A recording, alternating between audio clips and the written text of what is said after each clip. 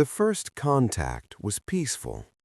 That's what the history books would record, what the diplomats would remind each other during tense negotiations decades later.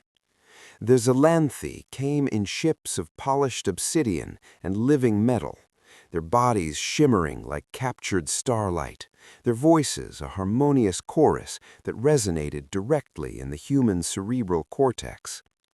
"We come in friendship," they said, and humanity believed them. Why wouldn't we? They had technology that made our own look like children's toys. Their understanding of physics, of biology, of the very fabric of reality itself seemed to transcend anything humanity had achieved in 10,000 years of civilization. They could heal wounds with a touch, manipulate matter at the quantum level, traverse the void between stars in the span of a single heartbeat. And they were beautiful, ethereal, almost divine in their grace and wisdom. The Xylanthi ambassador, a being called Velinx, stood before the United Nations General Assembly and spoke of unity, of shared knowledge, of a glorious future where humanity would ascend to join the community of advanced species that spanned the galaxy. "We have watched your species for millennia," Velinx said, its form shifting through colors that represented emotions humans couldn't fully comprehend. "From your first spark of consciousness to your tentative steps beyond your cradle world, you have potential, great potential, and we wish to help you realize it." The applause was thunderous. Only a few voices spoke against the tide. Scientists who had analyzed the Xylanthi ships and found anomalies in their energy signatures. Military leaders who questioned why a species so advanced needed anything from humanity at all. Historians who remembered every account of technologically superior civilizations meeting less advanced ones, and how those stories almost never ended well for the primitive side. But these voices were drowned out by the chorus of hope. After centuries of war, disease, poverty, and ecological collapse, humanity finally had a chance to be part of something greater. The Xylanthi offered cures for cancer, for Alzheimer's, for every genetic disorder that had plagued our species. They offered clean energy technology that could power entire cities from a single fusion core the size of a car. They offered faster-than-light travel that would allow us to explore the galaxy and find new homes among the stars. In exchange, they asked for so little: access to our historical records, permission to study our planet's unique biology, a small percentage of our industrial capacity to help maintain their presence in our system. It seemed too good to be true, because it was. The first warning came from Dr. Elena Vasquez, a xenobiologist who had been granted access to study the Xylanthi's biological samples. What she found made her physically ill. "They're not what they appear to be," she told a closed session of the Security Council, her hands trembling as she projected her findings on the screen. "Their genetic structure, their cellular makeup, it's artificial, designed, engineered for a specific purpose." "And what purpose is that, Dr. Vasquez?" asked the Secretary General, his patience clearly wearing thin. The Xylanthi had transformed Earth's economy, ending energy scarcity and ushering in an unprecedented era of prosperity. He was not eager to hear accusations against their benefactors. "They're parasites," Vasquez said bluntly. "Not in the biological sense, at least not entirely. But look at these energy readings. Every Xylanthi ship, every piece of their technology is slowly draining energy from our sun, from our planet's core, from every living thing on Earth. It's subtle, so subtle that our instruments almost missed it, but it's there. They're feeding on us, on our star, on everything that makes this system alive." The Council dismissed her findings. The Xylanthi, when confronted, expressed genuine confusion. They explained that their technology did utilize ambient energy, but that it was harmless, a mere side effect of their advanced physics, no more dangerous than a human breathing oxygen. They offered to modify their systems to reduce the energy draw, and they did so, or at least appeared to. Dr. Vasquez was not satisfied. She continued her research, digging deeper, finding more disturbing evidence. The Xylanthi's presence was not just draining energy, it was altering the fundamental laws of physics in the Sol system. Gravity fluctuations, quantum decoherence, reality itself seemed to be becoming unstable around their ships and installations. "They're rewriting our universe," Vasquez warned in a desperate video she released to the public. "They're not here to help us. They're here to convert our reality into something that suits them, and we'll be erased in the process. Not killed, erased, as if we never existed." The Xylanthi responded with patience and sorrow. They expressed concern for Vasquez's mental health, suggested that the stress of her work might have affected her judgment, and offered to provide her with the best psychological care their advanced medicine could offer. Most humans believed them. Why wouldn't they? The Xylanthi had given them everything: free energy, advanced medicine, the promise of immortality just over the horizon. Dr. Vasquez was just another conspiracy theorist, another voice crying wolf in a time of unprecedented peace and prosperity. But some listened. A small group of scientists, military veterans, and ordinary citizens who had felt something wrong in their bones. They began to prepare. They stockpiled old technology, the kind that didn't rely on Xylanthi power grids or Xylanthi quantum computing. They studied the patterns of Xylanthi behavior, looking for weaknesses, for blind spots, for anything they could use when, not if, the other shoe dropped.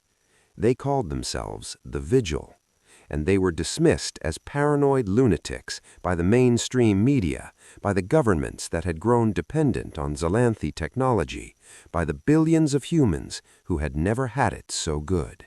The second warning came from the void beyond Pluto.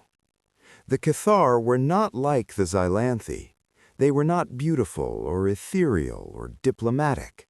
They were ancient, massive beings of silicon and crystallized starlight, their forms kilometers across, their minds operating on timescales that made human civilization look like a brief flicker of light.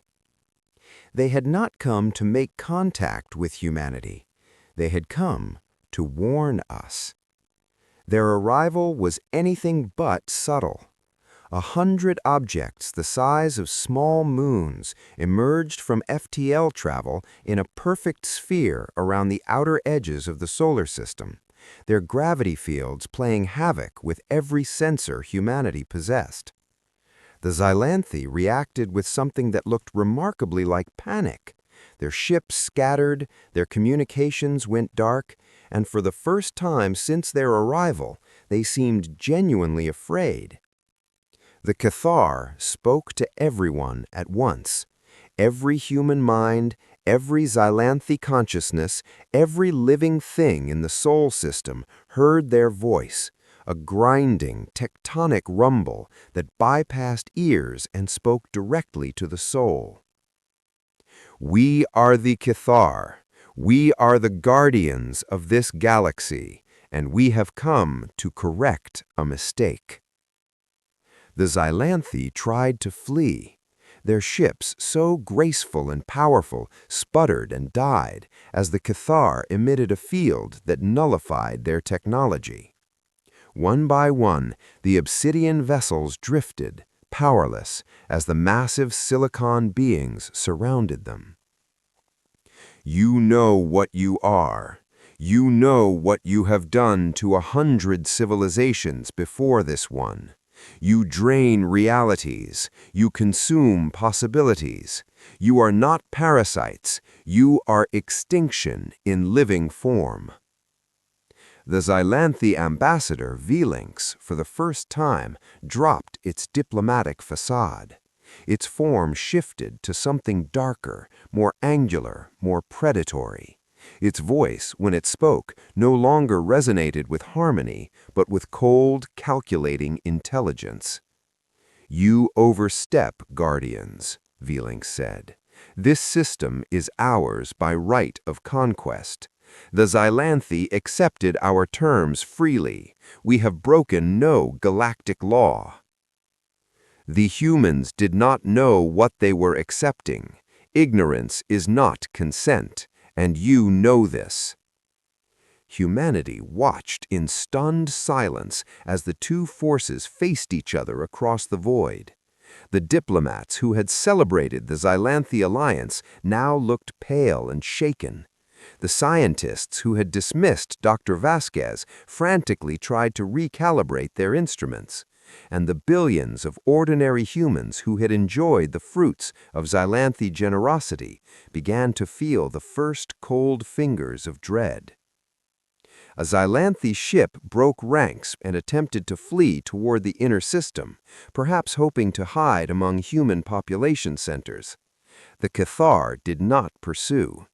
Instead, a beam of pure gravitational force lanced out from one of their massive forms, and the fleeing ship folded in on itself, compressed to a sphere of degenerate matter no larger than a marble, which winked out of existence a moment later. You will not escape. You will not hide. You will answer for your crimes. Xylanthi laughed. It was a terrible sound, like breaking glass mixed with a scream. You think you can stop us? We have consumed realities far more advanced than yours, Guardians. We have fed on civilizations that made your kind look like ants. The only mistake we made was staying too long. We should have finished with this system decades ago. The battle that followed lasted exactly 17 minutes. In those 17 minutes, humanity witnessed the true nature of the Xylanthi. Their beautiful ships transformed into weapons of incomprehensible power. Their harmonious presence became a screaming void that tried to unmake reality itself. They tore holes in space-time, unleashed energies that should not exist, fought with a desperation that spoke of eons of survival and predation. And the Cathar destroyed them. Not quickly, not mercifully, methodically, deliberately. Each Xylanthi ship was isolated, analyzed, and then unmade, its component particles scattered across the solar system, its consciousness dissolved into the quantum foam from which it had been constructed. Xylanthi lasted the longest, its form shifting through 1,000 defensive configurations, its voice screaming defiance even as the Cathar's gravitational beams peeled away its defenses layer by layer. You cannot kill what is eternal, Xylanthi howled, as its final form began to collapse. The Cathar's response was almost gentle. Not here, not ever again. And then Xylanthi was gone, and the Xylanthi presence in the Sol system was reduced to drifting debris and fading energy signatures. Humanity waited for the Cathar to speak again, to explain, to offer guidance or comfort or anything that might make sense of what had just happened. But the Cathar were silent. They remained in their perfect sphere around the outer system, watching, waiting. For what? No one knew. The third warning came from within. In the aftermath of the Xylanthi's destruction, humanity faced an unexpected crisis. The technology we had become dependent on, the energy grids, the medical systems, the FTL drives, all of it was Xylanthi in origin, and all of it was dying. The Cathar's nullification field had not just affected Xylanthi ships, it had affected everything the Xylanthi had built, everything they had given us, every piece of advanced technology that had transformed human civilization. Within days, the power grids failed in every major city. Within weeks, the medical miracles that had cured disease and extended lifespans began to reverse, their effects unraveling as the Xylanthi quantum signatures faded from the planet. Within months, humanity was thrown back to a level of technology not seen since the early 21st century, and with none of the infrastructure that had supported civilization at that time. Billions died. The global economy collapsed. Governments fell. What emerged from the chaos was not a united humanity determined to rebuild, but a fractured collection of tribes, city-states, and warlords fighting over the scraps of a dead civilization. And the Cathar watched. They did not help. They did not interfere. They simply observed, their massive forms silent sentinels at the edge of the solar system. It was during this time of darkness that the Vigil emerged from the shadows. They had prepared for this. They had stockpiled old technology, preserved knowledge that the Xylanthi had tried to erase, maintained communications networks that did not rely on alien power sources. They had been dismissed as paranoid lunatics, but now they were the only ones who could keep the light of human civilization burning.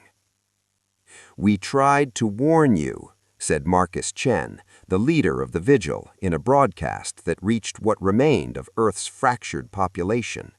"But you wouldn't listen. You were too busy enjoying the gifts of our alien benefactors, too busy celebrating your good fortune to notice that you were selling your birthright for a handful of magic tricks."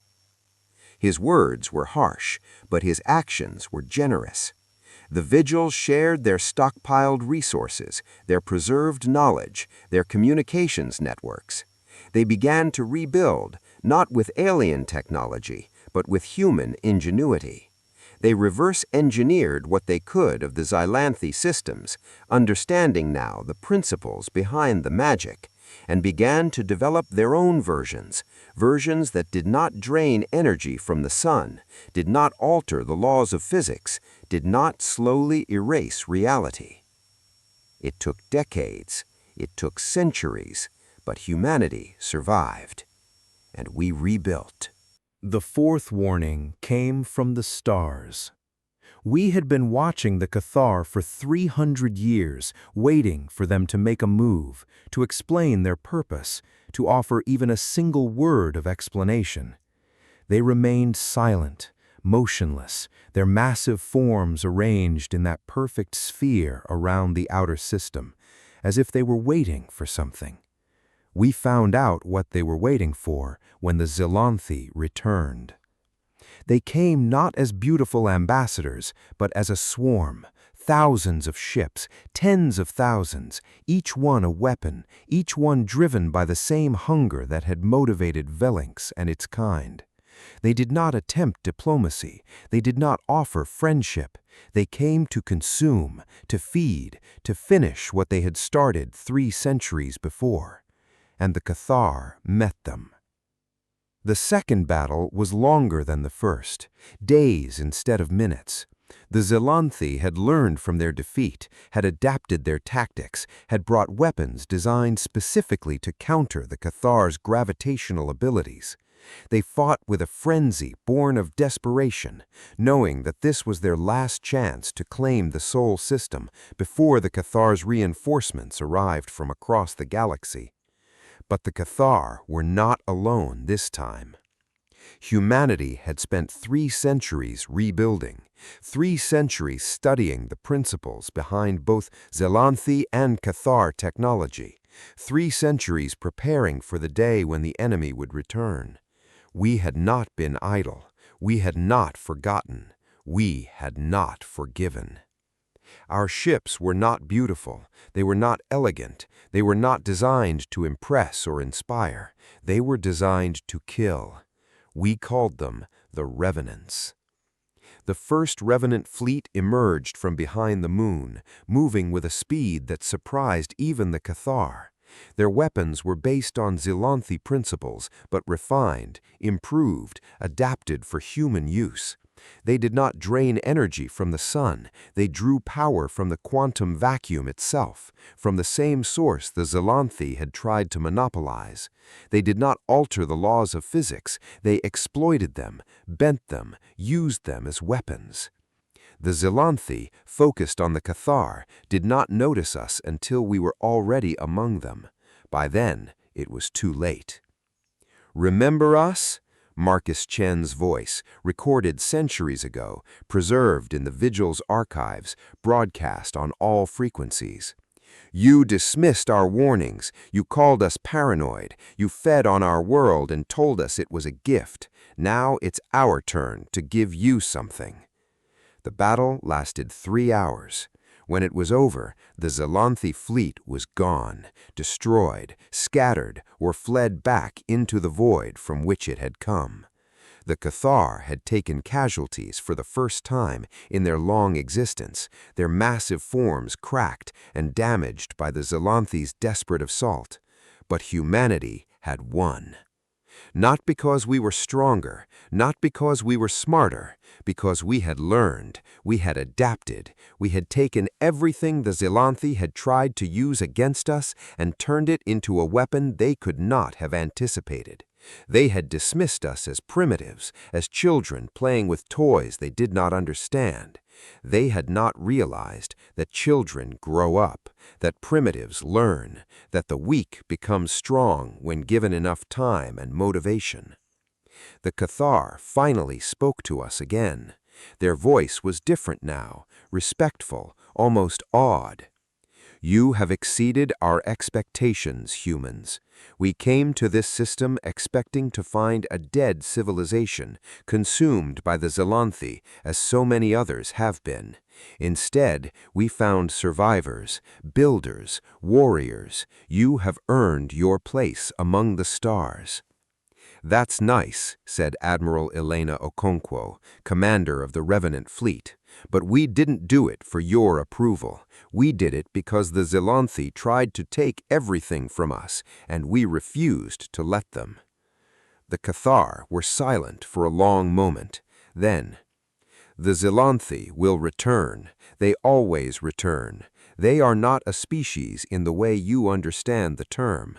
They are an idea, a hunger, a pattern that perpetuates itself across realities. You have defeated their advance force, but the true enemy is still out there, still hungry, still waiting." "Let them come," Admiral Okonkwo said. "We'll be ready."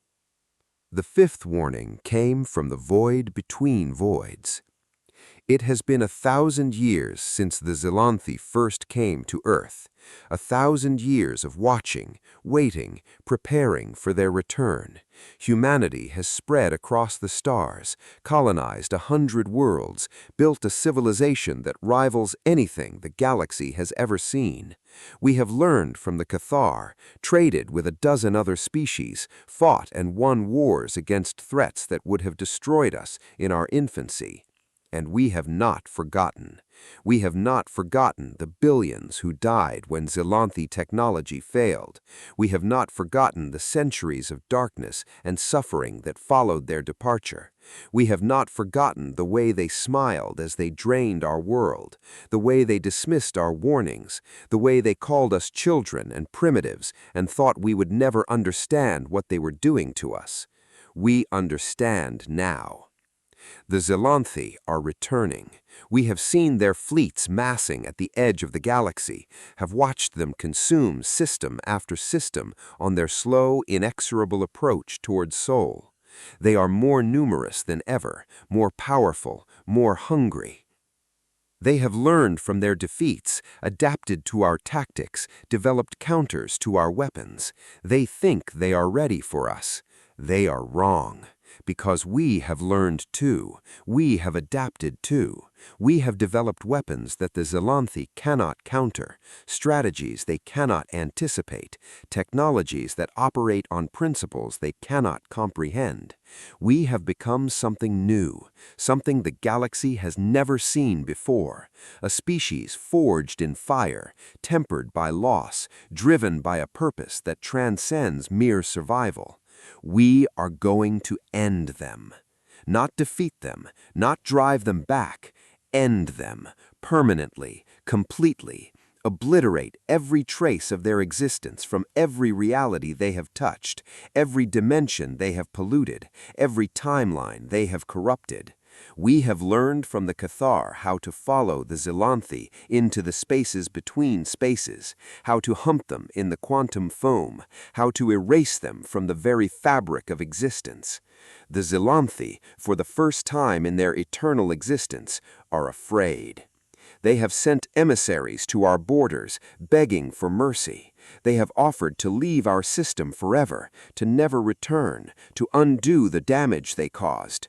They have pleaded with the Cathar to intercede on their behalf, to convince us to show compassion, to remember that we were once the weaker species, and that mercy is the mark of true civilization. The Cathar have declined to intercede. They have seen what we are capable of, and they have decided that this is a matter between humans and Xylanthi alone. The Xylanthi have tried to appeal to our empathy. They have reminded us that we were once victims, that we suffered at the hands of a more powerful enemy, that we should know better than to become the monsters we hate. They do not understand. We are not becoming the monsters. We are becoming the consequence. Mercy is earned. It is not demanded. It is not begged for. It is granted by the stronger to the weaker when the weaker has shown that they deserve it. The Xylanthi showed us no mercy when they had the power. They dismissed our warnings. They called us paranoid. They fed on our world and told us it was a gift. Now they come to us, trembling, pleading, offering anything if we will only spare them. They have learned what we learned 1,000 years ago, that power can be lost, that empires can fall, that the weak can become strong. But they have not learned the most important lesson. They have not learned that some debts cannot be forgiven, some wounds cannot be healed, some betrayals cannot be forgotten. They dismissed our warnings. We will not dismiss theirs. Admiral Okonkwo stands on the bridge of the flagship Revenant, watching the Xylanthi fleet appear on the long-range sensors. Thousands of ships, tens of thousands, more than we have ever seen before. The entire species gathered for one final battle, one last desperate attempt to survive. They are not trying to fight. Their ships are configured for escape, not combat. They are running from us, fleeing toward the edge of the galaxy, hoping to lose themselves in the void between stars. They will not succeed. All ships, Admiral Okonkwo says, her voice steady, her eyes fixed on the tactical display. Commence pursuit operations. No survivors, no mercy. The Revenant fleet moves as one, 1,000 ships accelerating to velocities that would have been impossible 1,000 years ago. We are faster than the Xylanthi, stronger, more determined. They have spent eons consuming, feeding, destroying. We have spent a millennium preparing for this moment. The Xylanthi ambassador, a new one, named Velinx II, broadcasts on all frequencies. Its voice is not harmonious now. It is desperate, terrified. Humans, please, we surrender. We offer unconditional capitulation. We will serve you. We will give you anything. Just spare us. Admiral Okonkwo closes her eyes for a moment, remembering Dr. Vasquez, dismissed and ridiculed, remembering the billions who died when the Xylanthi technology failed, remembering the centuries of darkness, the suffering, the loss. She opens her eyes. "Remember our warnings?" she says, her voice hard as diamond, cold as the void between stars. "You told us what would happen. We told you we would survive. We told you we would rebuild. We told you we would come for you." She pauses, watching the Xylanthi's ships scatter on the tactical display, watching her hunters run them down one by one. "You didn't believe us. You thought we were children. You thought we were primitives. You thought you could take everything from us and we would just lie down and die." She allows herself a smile. It is not a kind smile. We are not children anymore. We are not primitives. We are the species you created when you tried to destroy us. We are your consequence. We are your judgment." She gives the final order: "Open fire." The first volley of human weapons races across the void, and the Xylanthi fleet begins to die. They beg for mercy. We do not give it. They should have listened.